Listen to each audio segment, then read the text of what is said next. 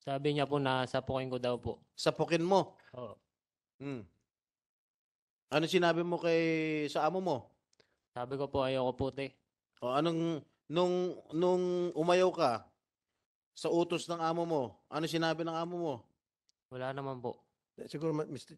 Chair, tanungin ko lang sana si Dodong kung follow-up lang. Hmm. Dodong, natuloy ba yung pananakit base sa utos ni Mrs. Garcia o hindi? Hindi po. Okay. Thank you. Okay, JM. Yung huling tanong ko sa iyo, Patay ng mikropono ni...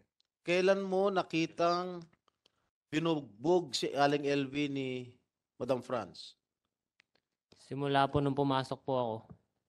Gaano kadalas? Minsan po paggabi.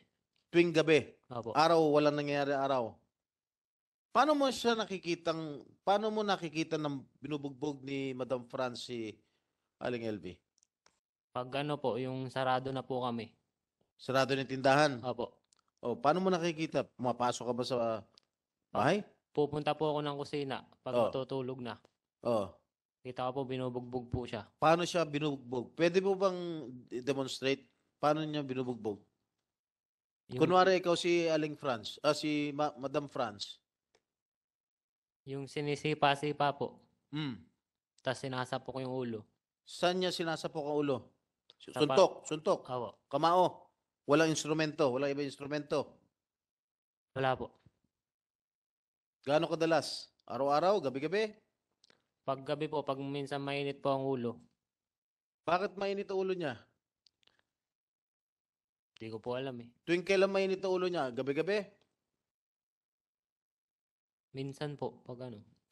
So ibig mo sabihin, halos gabi-gabi, sinusuntok niya si Manang LV.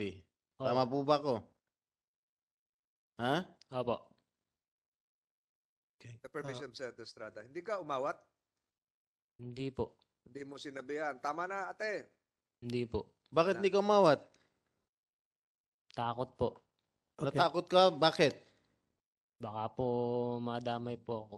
Okay, meron kang unang salaysay. Meron kang unang salaysay sa pulis. Itong salaysay na natanggap ko at binasa ko ay pangalawang salaysay mo na ito. Opo. Yung unang salaysay mo, handwritten, sulat kamay mo. Oo. Tama po ba? Opo. Bakit ka gumawa ng pangalawang salaysay?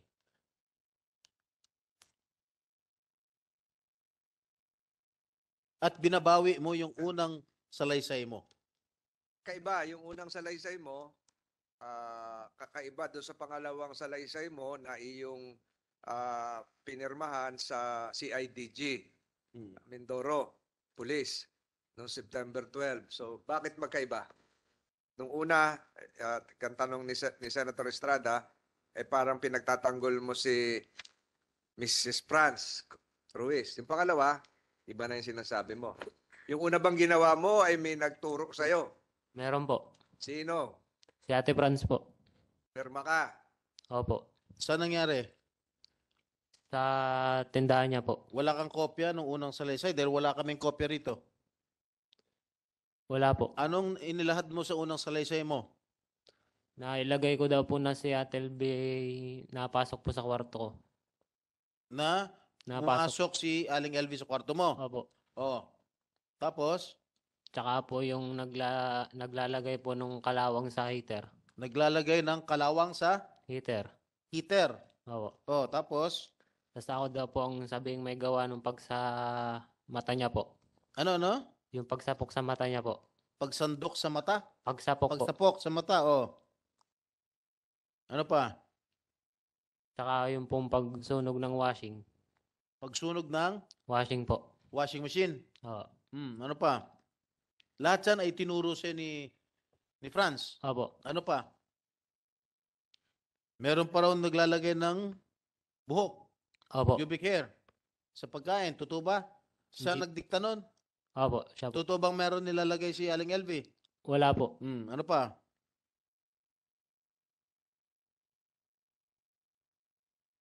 Binayaran ka ba para sabihin yon? Wala po. Walang Wala po. Di ba umalis ka, no?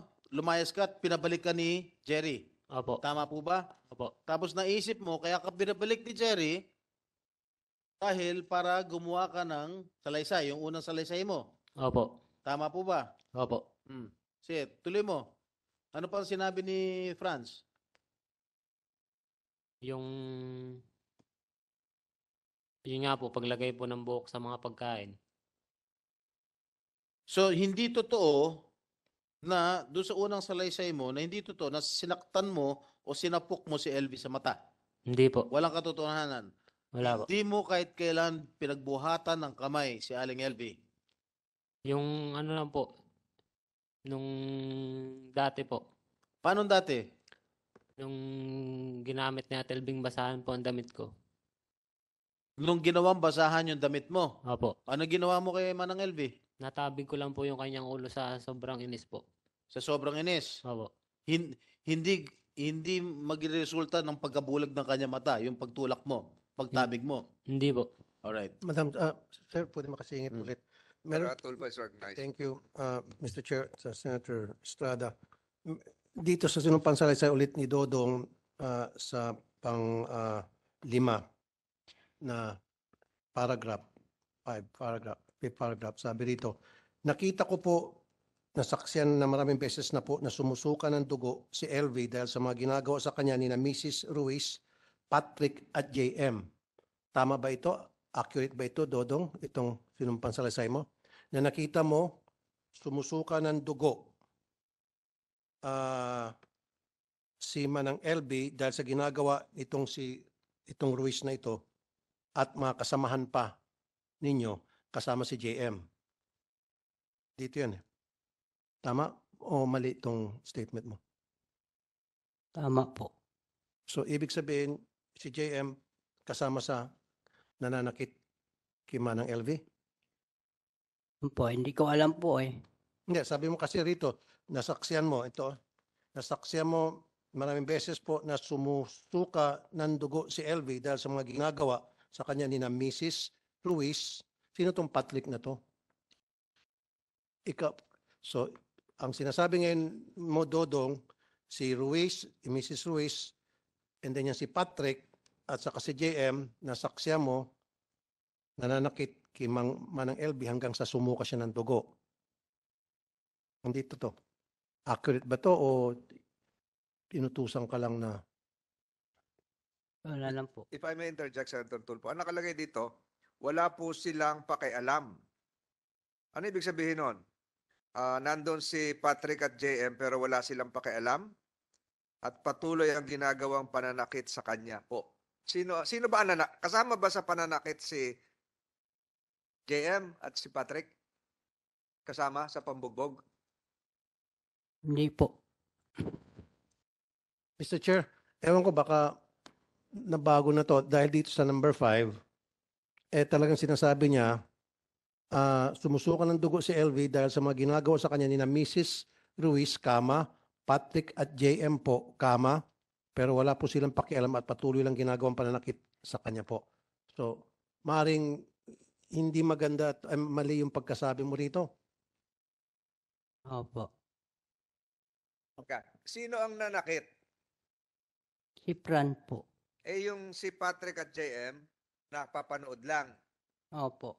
Nanakit din sila. Nanakit din sila kasama? Hindi po. Okay. So siguro next time, pag gumagawa po sila ng ganito silang pansalaysay, Mr. Chair, dapat meron silang abogado sa tabi nila. There should be a counsel that telling them na kung ano talaga yung mga dapat nilang sabihin o ma-screen kasi dito baka maipit sila bandang huli. Now, ako po sana pupunta lang saglit doon sa ambush. Di ba? Pinasok yung bahay.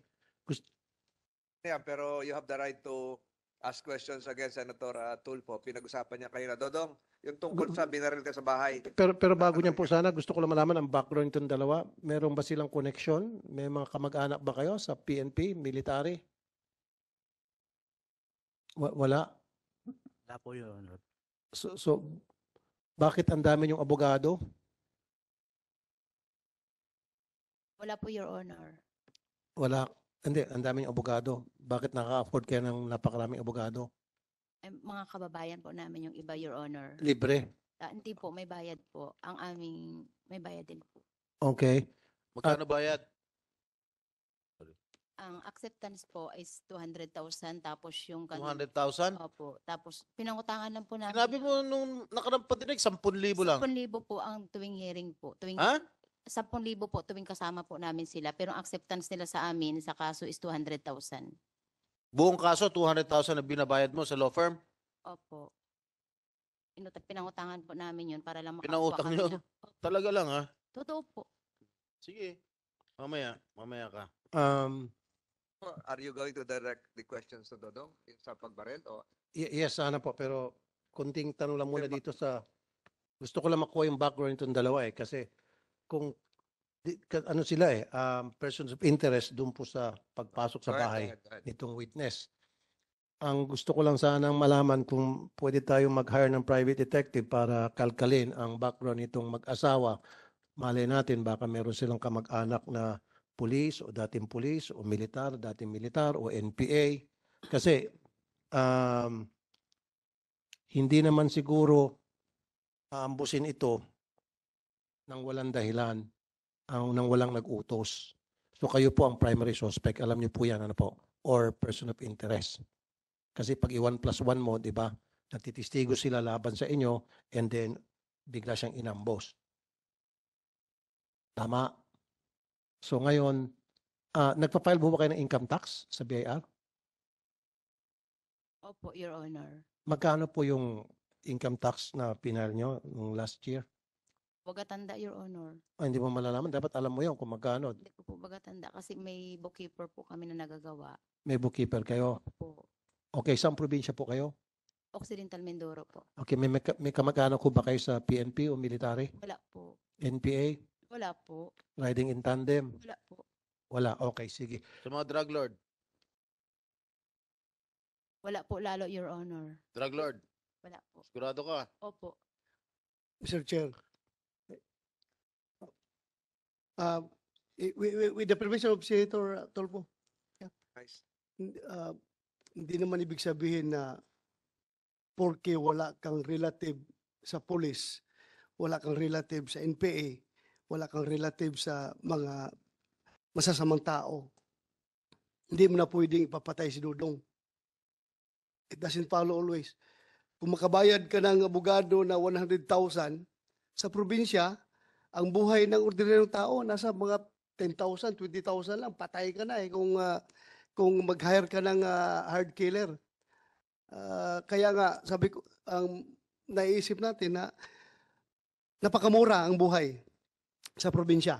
Madali ka mamatay anytime. Lalong-lalo na pag mayaman yung kalaban mo. Ikaw ay isang ordinaryong tao lang. Kaya, with the permission of Senator Tulfo sana, tanungin ko sana itong... Mr. Chair, pwede Yeah. mabilis lang.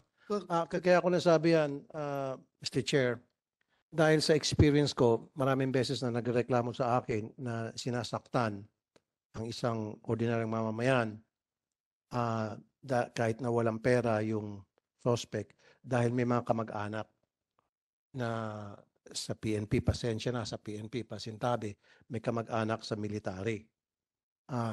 Marami ako na-enkwentro ganong kaso. Kaya nga yun ang tanong ko at kung napansin nyo, tinatanong ko din kanyang income tax. Kasi maaari nga wala siyang kamag-anak sa PNP o sa military na pwede niyang utusan, hinga ng pabor, gumastos siya ng pera. So yun Kaya dalawa yung tanong ko Diba? So kung walang kamag-anak doon sa mga nabanggit ko na grupo, organisasyon, so maaari nagbayad ka ng pera. Yun. Kasi nga paano ka nga naman maka-afford ng napakaraming abogado at 200,000 sabi mo yung fee kung wala ka talagang pera. Now, ang tanong, yung trabaho niyo po sa hindi ko naman minamaliit, nagtitinda po kayo ng vegetables sa palengke. Tama? Vendor? Opo, Your Honor. Tapos nagde-deliver po kami ng mga gulay sa mga bayan. Sa mga bayan. Opo. So, aside from that, meron pa ba kayong extra income? May karnihan po kami sa tindahan ng karne. Okay, so meron kayong karnihan, meron kayong gulayan, tapos nag-deliver kayo. So, ibig sabihin, kung ganun yung negosyo nyo, talagang may sinabi kayo. Tama lang po, nangungutang pa rin. Hindi pa rin Okay, sapat. no, may sinabi kayo pag ganon. So, doon tumutugma yung sinasabi ni Senator Bato de la Rosa na meron kayong kakayahan magbayad.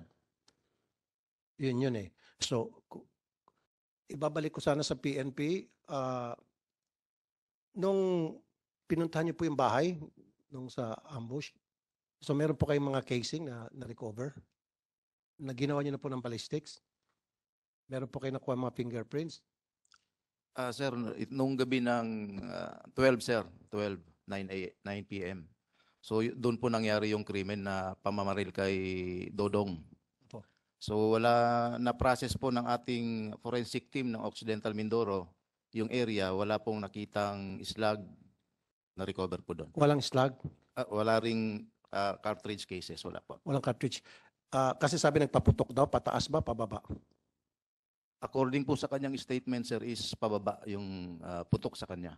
Ilang putok daw po? 2 daw, sir. Dalawa? Saan po tumama daw yung 2 putok? Sabi niya, sahig? sir, is pababa. Kaya nga po sa sahig? Sana, sir, kaya lang nung pre-process nga ng ating Kaya nga po sa sahig ba? Dodong, nung nagpaputok, saan ba yung pinaputok sa sahig? Sa dingding? Sahig po. Sahig. Ano yung sahig? Semento, tabla? Simento po, tapos may kwayan Okay. sa baba. Okay, chinek nyo ba yung semento, kawayan, kung meron tama ng bala? Yes, sir, if I may, nandito po yung team ng forensic group natin na nag-conduct ng crime Okay, scene processing. nasaan? Pwede makausap? Prinosis nyo. Kayo po yung nag-process, ano? Sir, upo kayo, sir. Okay. Gusto ko lang po malaman kasi ilang beses nagpaputok, Sir Dodong? Twice? 2 po. 2, tapos sa pagkakalam mo, kung kaya mo, 45, 9mm, 22, 38.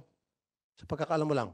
Nakita lang ko po ang Malaking baril ba yun? Maliit? maliit lang po.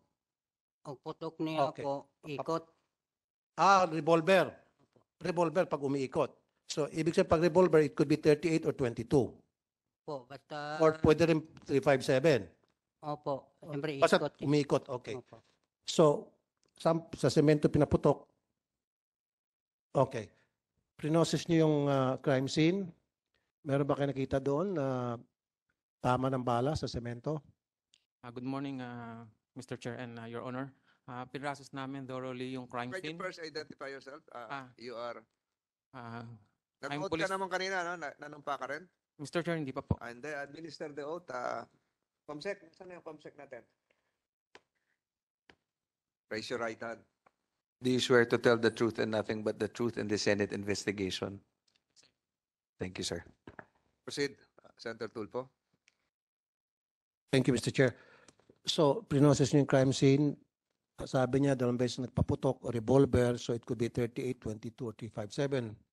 So, meron ba kayo nakitang tama ng bala doon sa area, sa semento, na kung saan sinabi ni Sir Dodong doon nagpaputok banda? Your Honor, wala po. Wala. Okay? Wala kayong nakita na kahit na tagos, yung tibag ng semento. Wala po, Your Honor. Okay? At wala bang CCTV doon sa area? Wala po, Your Honor. Is it possible na yung bala hindi tumama sa semento, baka tumama sa isang siwang at lumusot?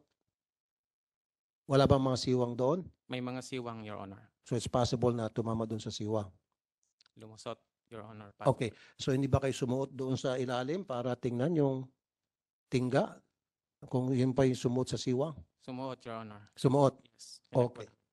Okay. So sumuot sa siwang. So anong kalibre? Wala po kaming nakita. Sabi mo recover. sumuot. Ngayon wala kang nakita. Your Honor, ibig ko po sabihin, kung possible lumusot, wala po kaming nakita na bullet doon sa... So ano yung sinuotan? Paki-describe nga. Your Honor, yung condition po ng wall nun ay palitan po siya na bamboo, then space, then bamboo. Kaya nga. So doon sa may space maaaring tumagos yung tingga. Tama. Yung likod po nun, Your Honor, ay rice field na. Kaya nga, kahit na, hindi, sa ilalim kasi, di ba? Sahig, sabi mo, semento, bamboo, space, bamboo, semento, space. So ibig sabihin, hindi nyo ba tinignan dun sa ilalim? The reason why I ask you this, para kung ma-recover nyo yung tingga, pwede nyo pagdating sa forensic na examination, pwede nyo ma-match yun sa mga baril na later on pag na-recover. You follow me? Yes, So Your ba't hindi Honor. nyo ginawa? Chinek namin, Your Honor. Chinek, wala kayo nakita Wala po, talaga. Your Honor. Totally, thoroughly. Yes, Your Honor. Is that a possibility na sinabi nung victim na pinaputukan siya and then hindi nyo nakita yung tingga, hindi nyo na-recover? And why is that? Wala. Yung crime scene processing namin, sir, process namin with effort and thoroughly, wala talaga. Ano ba ginagamit nyo na mata lang? Yes, Your Honor. Wala ba kayo yung device na para ma-check o matuntun yung isang tingga? Wala, Your Honor. Yung metal detector ba yon? Wala, Your Honor. Yung metal detector ba nakaka-detect ng tingga? Possible, Your Honor. So, wala kayong ganon? Wala, Your Honor. Well, then, therefore, dapat you start procuring or securing that kind of device para next time, hindi kayo pupunta dito sa amin sa investigation, sabihin nyo, wala kami nakita, palaging wala. Para ang pinapalabas nyo, sinungaling yung victim. Diba? So, it's time for you to secure that. Tama. Now, babalik po ako doon kay Sir Dodong. Dodong, paki-on yung mic. Apo. Pumasok po yung riding in, ay, ilang suspect po na nakabonet? Nakabunit po. Ilan sila? Isa lang po na pamasok. Tapos, meron pang nasa labas? Opo, galing sa labas. Chip ang pinto. Okay. Nagulat ako. Mhm. Nagtanong naman siya po, dito ka pala nakatira eh. Mhm. Sabi hindi tahimik ako. Mhm. Hindi, sabi niya, dito pa lang ka nakatira eh. Na, tahimik ko. Iikot ko sa bahay. Sabi niya, hindi, mamaya, balik naman siya uli. Iikot na ng bahay uli. Sabi sa, So, ibig sabihin, hindi siya mapakali? Labas, pasok, ikot siya, pasok, ikot. Bakit niya ginagawa yun? Naghahanap ba siya ng baka meron kang kasama sa loob ng bahay? O hindi lang siya mapakali? Sa tingin mo, bakit? Wala po, ako lang isa sa bahay eh. Okay. So, labas siya, ikot siya ulit, tapos, Ikot siya, takbo na ako sa palayan. okay. Yun ay matapos siya magpaputok? O, Tapos na po, napaputok. at sandali, pumasok siya sa bahay. Opo, Tapos, tinatanong kung, andito ka pala, sabi niya. opo. Pagkatapos, Tapos, paputok siya. paputok sa labas po, sa may bomba po. Ako naman, Teka muna, nagpaputok siya sa bomba o sabi mo kanina semento? pataas lang putok po. Pangalawang putok na yon. Opo, Yung unang putok, pababa. opo. Tumakbo ka sa palayan. Madilim. O, dilim po, sa palayan po. Okay. So, nagpaputok ka pataas. Opo. Ano yung bubong mo? Nipahat, dingding, yero? Wala po, Tabla. doon sa labas po, pataas na lang niya po. Sa labas na siya. Opo. Nagpaputok. Okay. Prognosis niyo ba yung labas? Yes, Your Honor. Meron kayo nakitang tingga? Wala po, Your Honor. Okay. So, ngayon, paputok sa taas and then lumabas niya sa tumakbo sa palayan. Takbo na ako po. Tumakbo ka na. Opo. Walang sinabi habang Wala po. nagpapaputok? Takbo na lang ako po. Takot ako eh. Okay. Pagkatapos nung makatakbo kayo, hindi kayo hinabol? Hindi po. Okay. Pagkatapos nun, saan ka dumiretso? Doon sa kuan po. Sa Tinangra po. Okay. Yan, ano yan? Tinangra po. Yung bahay mo ba, Opo. meron bang ibang mga tao doon na kapitbahay? Layo naman ang mga bahay doon po eh. Kasi secluded. Opo. Okay. Hindi ka nagsumbong sa barangay, sa pulis. Hindi po na papunta kami sa Tinangra. Dumating namin doon, may pulis na. Bakit may pulis? Tinawagan mo? Hindi po. Okay. Sino yung dumating na pulis na responde? Sir, that night, nung nangyari ng insidente, tinawagan ko yung hepe ng... Address the chair, Colonel Danao. Sir, Your Honor, sir. Go ahead. That night, sir, nung nangyaring insidente, tinawagan ko yung hepe ng Paluan, MPS. Pero how did you know about the incident? Paano nakarating sa iyo? Tumawag kasi po ang aming regional director. Paano nakarating sa regional director na merong nangyaring putukan?